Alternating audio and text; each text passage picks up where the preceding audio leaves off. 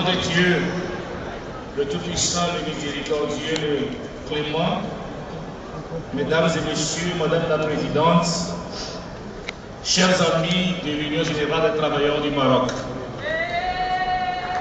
le secrétaire général de l'Organisation régionale africaine, de la Confédération syndicale internationale, a bien voulu être parmi vous ce matin pour inaugurer ce deuxième congrès sanitaire de l'Union Générale des Travailleurs du Maroc. Malheureusement, cette date du 31 mars coïncide avec notre engagement qu'il a pris de faire le devoir de le représenter ici.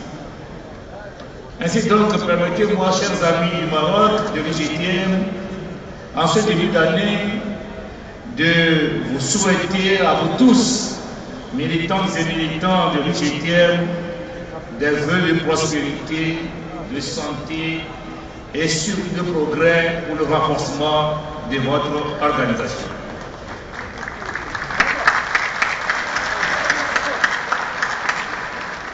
En effet, chers amis, il y a de cela quelques années, l'UGTM traversait une crise profonde. Crise due à l'incompréhension des uns et à l'imprécision des autres. Ceci est normal, car pour toute organisation qui est appelée à grandir, traverser une pareille crise fait partie de sa vie.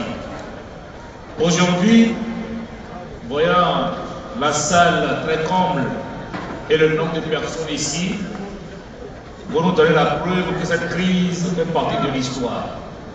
Qu'aujourd'hui, votre organisation a repris son travail syndical, de terrain, de lutte pour l'amélioration des conditions de vie et de travail des travailleurs et travailleuses du Maroc.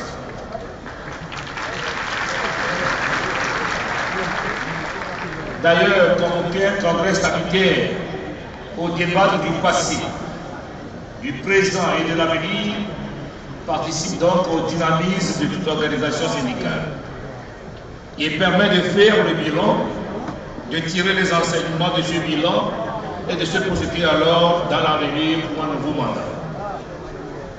Mesdames et messieurs, votre congrès se tient à un moment où le monde se cherche, suite à la crise financière qui le traverse.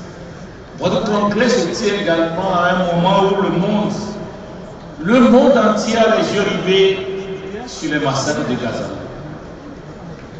Votre congrès se tient à un moment également où le monde croit à son avenir, par le phénomène qui s'est produit tout récemment aux États-Unis et qui a donné la chance à un Afro-Américain de diriger la première puissance et qui pour la première fois a donné sa première interview à une télévision arabe. En effet, la crise financière a démontré les limites du néolibéralisme. Même si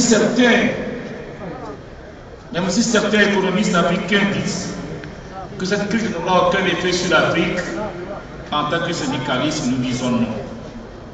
Nous disons non car c'est nous qui payons toujours le grand tribut de tout ce que le monde entier fait. Nous devons donc lutter ensemble. Nous devons donc lutter ensemble pour que nous ayons de meilleures conditions de vie et de travail dans nos industries, dans nos entreprises. Je le disais tantôt, le monde, votre congrès se tient à un moment donné où le monde entier a les yeux rivés sur ce qui s'est passé à Gaza.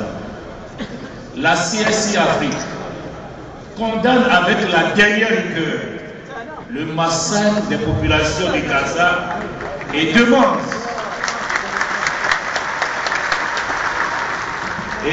à la communauté internationale de tout faire pour que cette crise qui a trop duré trouve enfin une solution. Nous ne pouvons pas comprendre la duplicité de cette même communauté qui éjecte des millions et des millions de dollars et d'euros pour aider la population de la Palestine, mais qui laisse Israël agir sans aucun respect des tests pris par l'ONU. Nous ne pouvons pas comprendre qu'après avoir fait plus de 1300 morts, la communauté internationale se lève pour pouvoir mettre fin à ce dictat. Israël est le seul pays qui n'a ni respect des droits humains, ni respect des vies humaines, qui écrase même les enfants les plus innocents de la Palestine.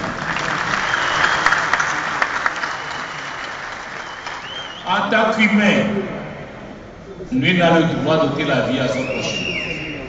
Et nous ne pouvons que condamner avec la dernière rigueur tout ce qui se passe. Les Palestiniens ne demandent qu'une seule chose, avoir leur terre pour y vivre en paix.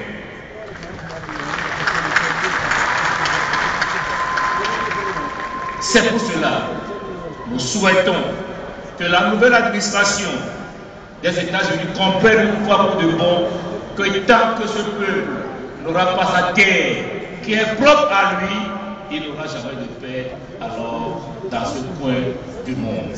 C'est pour cela que nous avons espoir et nous nourrissons une espérance pour que d'ici peu les Palestiniens retrouvent alors la paix de vivre en communauté.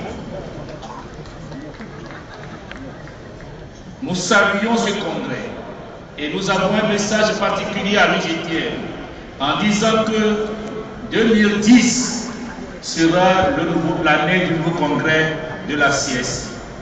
Les conditions seront difficiles car lorsque une organisation n'arrive pas à honorer ses engagements vis-à-vis de la CSI, elle ne participera pas à ce congrès. C'est ainsi donc, en tant qu'ami de l'UGTN, pendant plus de 15 ans déjà,